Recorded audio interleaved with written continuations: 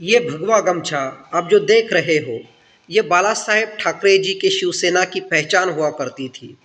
हिंदू प्रथम और हिंदू में भी मराठी मानुष प्रथम, ये बाला साहेब ठाकरे जी की विचारधारा थी।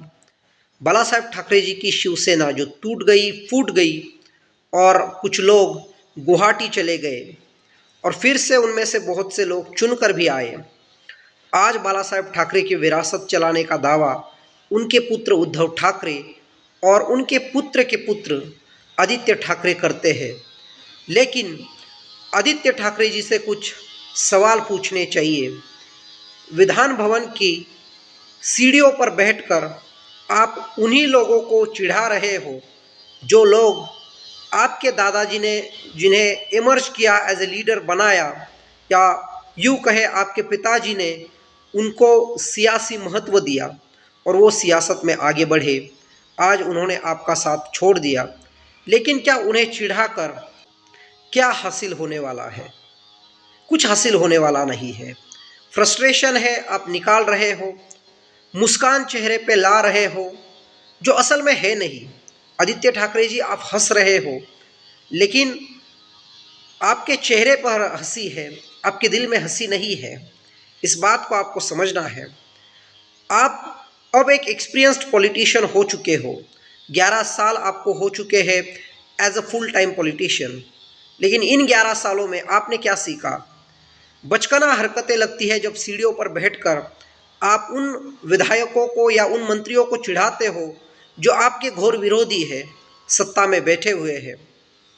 सच्चाई तो यह है कि इलेक्शन कमीशन से सवाल क्यों नहीं करते कि महाराष्ट्र का जो नतीजा आया है उसमें सच्चाई कितनी है। प्रैक्टिकली ये जनता ने वोट दिया हुआ नतीजा है। अब भारतीय जनता पार्टी की बात की जाए तो ये नेचुरल है कि केंद्र में उनकी सरकार है। उत्तर प्रदेश हो, गुजरात हो, महाराष्ट्र हो, मध्य प्रदेश हो, अन्य कई सारे प्रदेश हो जहाँ पर उनके चीफ मिनिस्टर बैठे हुए हैं, उनका वजूद है, उनका डोमिनेंस है। तो नेचुरल है कि सीबीआई हो, ईडी हो, आरबीआई हो, सुप्रीम कोर्ट हो, इलेक्शन कमीशन हो, अन्य स्वायत्त संस्थाएं हो, उनका इस्तेमाल वो खुद के लाभ के लिए करेंगे, इसमें कोई संदेह नहीं है। लेकिन महाराष्ट्र वो स्टेट है जहाँ पर उद्धव ठाकरे, बाला साहेब ठाकरे तो चले गए, शरद पवार उनके दोस्त, बाला साहेब ठाकरे जी के दोस्त, Congress party, leader of opposition Rahul Gandhi, 100 सांसदों की ताकत उनके पीछे खड़ी है, उनके स्वयं के पार्टी की। समाजवादी पार्टी पकड़ लीजिए या अन्य जो महत्वपूर्ण दल है इंडिया अलायंस में, वो पकड़ लीजिए है, आपके पास 230 से भी ज़्यादा सांसदों की ताकत आपके पीठ पीछे खड़ी है। राहुल गांधी जी, कौन सी आवाज़ रास्ते पर उतर कर आप इलेक्शन कमीशन के खिलाफ उठा रहे हो या फिर उन एजेंसियों के खिलाफ उठा रहे हो जो भारतीय जनता पार्टी के हित में कार्य करती है? राहुल गांधी जी से सवाल पूछना चाहिए। किसी न्यूज़पेपर में, इंडियन एक्सप्रेस हो, हिंदुस्तान टाइम्स हो, राष्ट्रीय अंतर्राष्ट्रीय न्यूज़पेपर में या राष्ट्रीय अंतर्राष्ट्रीय मीडिया में खबर छापने से कुछ हासिल नहीं होने वाला। जनता के बीच क्यों नहीं जाते? क्यों जनता से ये सवाल नहीं पूछते कि ये आपका दिया हुआ मैंडेट नहीं है, ये चुराया हुआ जनमत है, जनता के अधिकार का हनन हो रहा है। दिल्ली में क्या हुआ? महाराष्ट्र के बाद दिल्ली में भी वही हुआ। अब दिल्ली के बाद बिहार में क्या होगा? अभी से वहाँ पर भी वोटर लिस्ट के बारे में कुछ ना कुछ चर्चाएं चल रही है, न्यूज़ पे न्यूज़ आ रही है। पेपर में न्यूज़ छापने से या सोशल मीडिया पर बात करने से, एक साधारण सा ट्वीट करने से कुछ नहीं होने वाला। या विधान भवन के सीढ़ियों पर बैठकर उन्हीं लोगों को चिढ़ाना या उन्हीं लोगों के साथ झगड़ा करना। वरुण सरदेसाई, नीलम गोरे के जो बॉडीगार्ड थे, जो सिक्योरिटीज थे, उनके साथ संघर्ष करते हुए नजर आ रहे हैं। बोल रहे हैं कि क्या आतंकवादी घुस गए विधान भवन का जो कैंपेन है उसमें। इससे क्या हासिल होने वाला है? वरुण सरदेसाई जी, वरुण सरदेसाई आदित्य ठाकरे जी के भाई है रिश्ते में और आदित्य ठाकरे के काफी करीबी सियासी मित्र है। कुछ नहीं हासिल होने वाला इन चीजों से।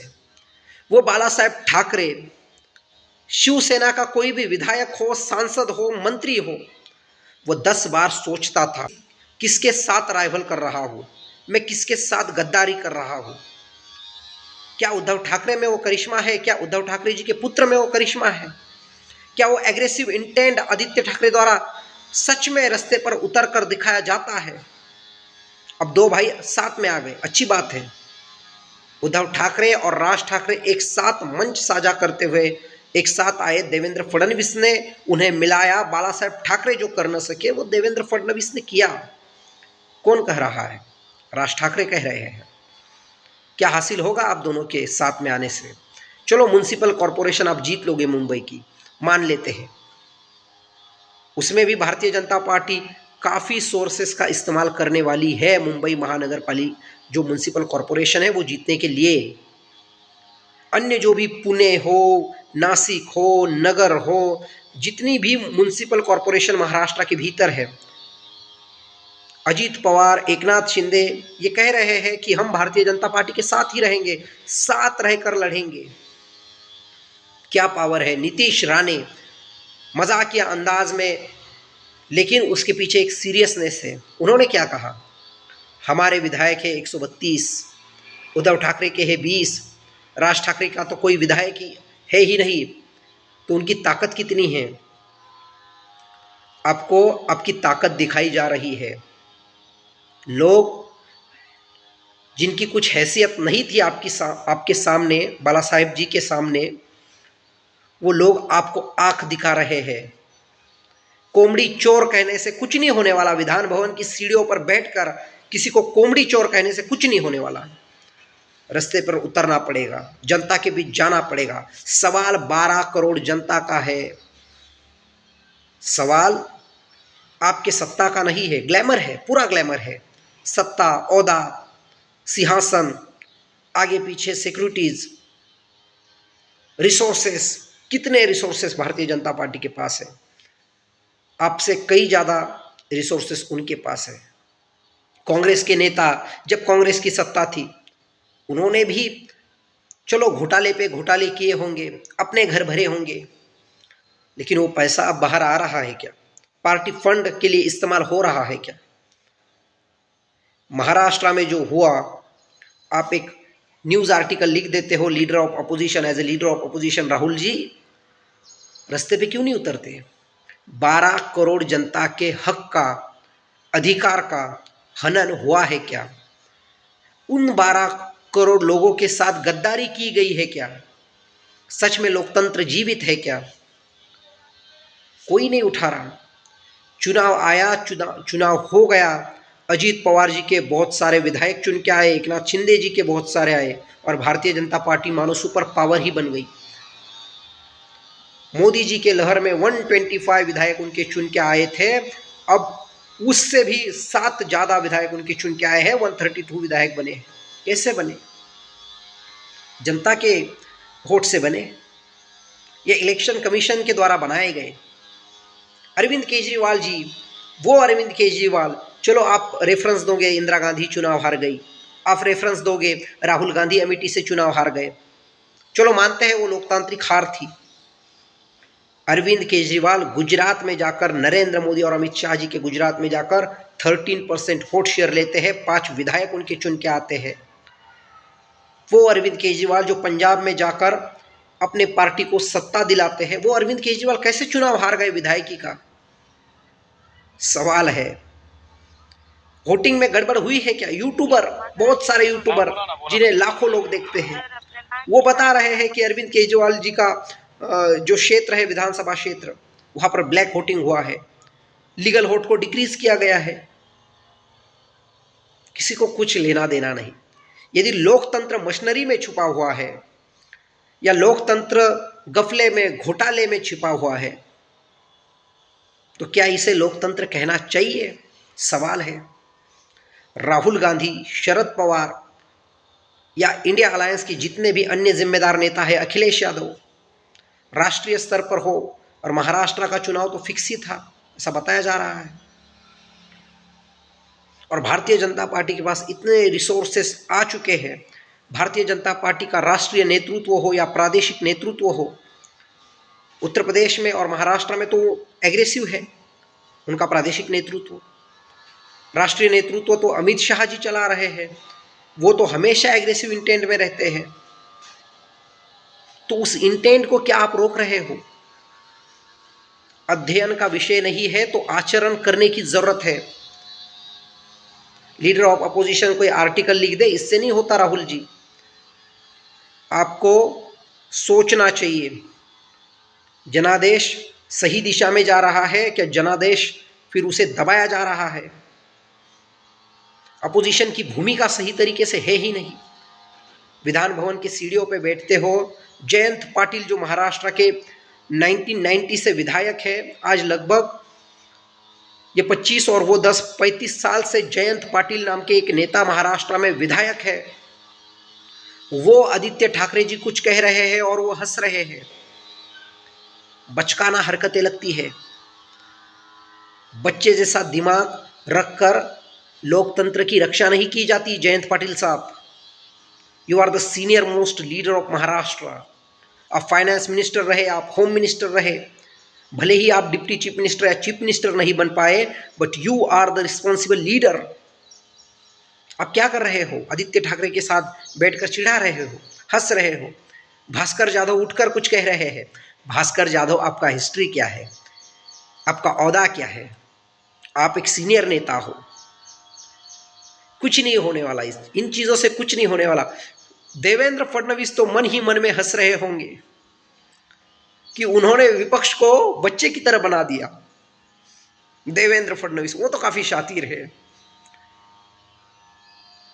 एक गुड्डी, जो बचपन में बच्चे खेल खेलते हैं ना, गुड्डियों का खेल, उस प्रकार का खेल चल रहा है महाराष्ट्र के भीतर। कर क्या रहे हो आप लोग? महाराष्ट्र के 12 करोड़ जनता का सवाल है। 12 करोड़ जनता महत्वपूर्ण है, कुछ महत्वपूर्ण नहीं है। ना किसी का मुख्यमंत्री बनना महत्वपूर्ण है, ना किसी का मंत्री बनना महत्वपूर्ण है, ना किसी फैमिली के अस्तित्व का मुद्दा है। ठाकरे एक साथ आ गए, बहुत बड़ी क्रांति आने वाली है क्या महाराष्ट्र में? महाराष्ट्र की गरीबी, बेरोजगारी, आर्थिक समस्या दूर होने वाली है। ठाकरे फैमिली, पवार फैमिली, राज ठाकरे ने एक बार कहा था कि हमसे ज़्यादा महाराष्ट्र इम्पोर्टेंट है। उनका कहने का मतलब यही था कि महाराष्ट्र की 12-13 करोड़ जो भी जनता है वो इम्पोर्टेंट है, वो कॉमन पर्सन इम्पोर्टेंट है। उसके हितैषी के लिए, उसके हित के लिए कौन कार्य कर रहा है? देवेंद्र फडणवीस तो मजा ले रहे हैं विपक्ष की, और विपक्ष भी उनको वो मौका दे रहा है। आपको जोकर बनाया जा रहा है और आप जोकर बन रहे हो। कुछ फायदा नहीं है। आपकी औकात रह गई 20 विधायक तक, आपकी औकात रह गई कांग्रेस वालों 15 विधायक तक। शरद पवार जी की एनसीपी, आपकी औकात क्या रह गई? आपके विधायक कितने हैं? चलो लोकसभा में आपने तो महाराष्ट्र में मानो जीत ही हासिल कर ली, लेकिन आपकी हैसियत क्या रह गई? आपके हैसियत को पहचानना चाहिए। वो आपकी हैसियत थी या भारतीय जनता पार्टी ने कुछ ऐसा कर दिया कि वो आपकी हैसियत बना दी गई? जनता के नज़र में आपकी हैसियत भले ही कुछ और हो, लेकिन पावर बोलती है, सत्ता बोलती है।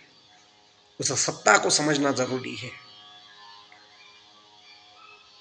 और वो सत्ता जो सत्ता का उपभोग ले रही है, क्या वो सच्चाई से वहां पर बैठे हुए हैं?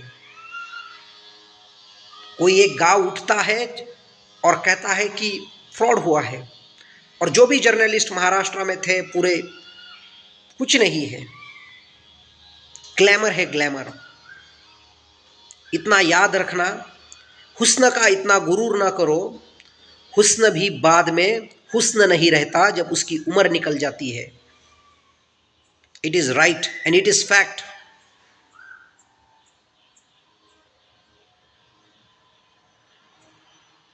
आपके सौंदर्य को एडमायर किया जाएगा, एक समय रहता है उसका भी।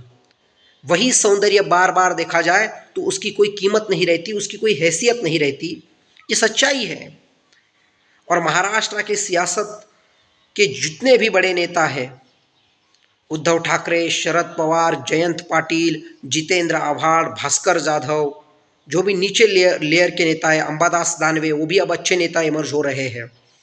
उन्हें समझना चाहिए कि बाला साहेब ठाकरे कहा करते थे कि राष्ट्र मार्गदर्शक महाराष्ट्र को बनाऊंगा, लेकिन महाराष्ट्र की राजनीति को जोकर बनाया गया, विपक्ष को जोकर बनाया गया और सामान्य जनता को बेवकूफ बनाया जा रहा है। चलो उद्धव ठाकरे चले गए कांग्रेस के साथ, तो देवेंद्र फडणवीस ने भी अजीत दादा पवार, जिन पर भारतीय जनता पार्टी कीचड़ उछालती थी, जिन्हें भारतीय जनता पार्टी कहती थी कि इस व्यक्ति का कोई कैरेक्टर नहीं है, ये तो पूरा करप्टेड व्यक्ति है, उस व्यक्ति को साथ में लेकर वो लोग बैठ रहे हैं और जनता देख रही है। ये महाराष्ट्र की सियासत नहीं, ये महाराष्ट्र कभी भी, इतना याद रखना, जो बाला साहेब ठाकरे जी ने कहा था कि राष्ट्र मार्गदर्शक बनेगा, वो महाराष्ट्र दिल्ली के कुछ सियासी नेताओं की वजह से राष्ट्र मार्गदर्शक तो छोड़ी है, लेकिन वो महाराष्ट्र दबाया गया, कुचलाया गया, उसकी संस्कृति का, उसके विचार का, उसकी सोच का हनन हुआ है। सोचना चाहिए। और ठाकरे फैमिली हो या अन्य जो भी फैमिली हो, एक अब महाराष्ट्र में वो समय लगता है अगले चुनाव में, इन सबको छोड़ो, पवार फैमिली छोड़ो, ठाकरे फैमिली, इन सबको पीछे छोड़ो यार, छोड़ो देवेंद्र फडणवीस को, कुछ नया करते हैं। जैसे जगनमोहन रेड्डी ने कांग्रेस और भारतीय जनता पार्टी हो, अन्य दलों को, चंद्रबाबू नायडू हो, उन्हें आंध्र से 5 साल के लिए ही सही, लेकिन बाहर कर दिया था, पूरी तरीके से खुद को रीइस्टेब्लिश किया था, खुद के फैमिली पॉलिटिक्स को। उनके पिताजी की उनके पिताजी मौत हो गई और वो फिर आंध्र प्रदेश के चीफ मिनिस्टर बने। कोई नया चेहरा आ जाए जो 5 साल के लिए चीफ मिनिस्टर बने, जो ना इंडिया अलायंस का हो ना एनडीए अलायंस का हो, क्योंकि इसी से कुछ ना कुछ महाराष्ट्र के भीतर होगा, कुछ जन सामान्य इंसान की भावनाओं को समझाया जाएगा, एक समझ होगी। थर्ड फ्रंट बनता नहीं है, थर्ड फ्रंट बनाने की कोशिश होती है तो उन नेताओं को लालच दिया जाता है, और क्या है, जनता धरी की धरी रह जाती है, ऑप्शन नहीं है महाराष्ट्र की जनता के पास। और नेचुरल है कि आपके पास इतनी सुप्रीम पावर है तो आप ईडी हो, सीबीआई हो, आरबीआई हो, इनकम टैक्स हो, सुप्रीम कोर्ट हो, इन संस्थाओं का गलत इस्तेमाल करोगे, ये नेचुरल है। फिर से दोहरा रहा हूँ। तो आपको क्या लगता है महाराष्ट्र के सियासत के बारे में? जो भी महाराष्ट्र में चल रहा है, जो भी राष्ट्र में चल रहा है, दिल्ली में फ्रॉड हुआ, महाराष्ट्र में फ्रॉड हुआ, ये राहुल गांधी कह रहे हैं। राहुल गांधी ने दिल्ली का रेफरेंस भले ही न दिया हो, लेकिन डाउट है वहाँ पर भी। तो बिहार में क्या होगा, इसके बारे में विपक्ष ने सोचना चाहिए। प्रशांत किशोर एक नया विकल्प बिहार के भीतर देने की कोशिश कर रहे हैं, लेकिन प्रशांत किशोर भी इस चीज़ की गारंटी नहीं दे सकते कि इलेक्शन कमीशन या Bharatiya Janata party voter list में कुछ राइट रॉन्ग कर दे, वो भी गारंटी नहीं दे सकते। तो आपको क्या लगता है देश के लोकतांत्रिक सिस्टम के बारे में?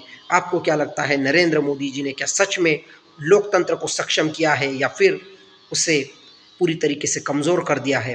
अंदर से तो लोकतंत्र टूटा है, जनता की कोई नहीं सुनता। ग्लैमरस लाइफ हर पॉलिटिशियन को चाहिए, ग्लैमरस लाइफ हर किसी को चाहिए। धन्यवाद दोस्तों, मिलते हैं अगले वीडियो में।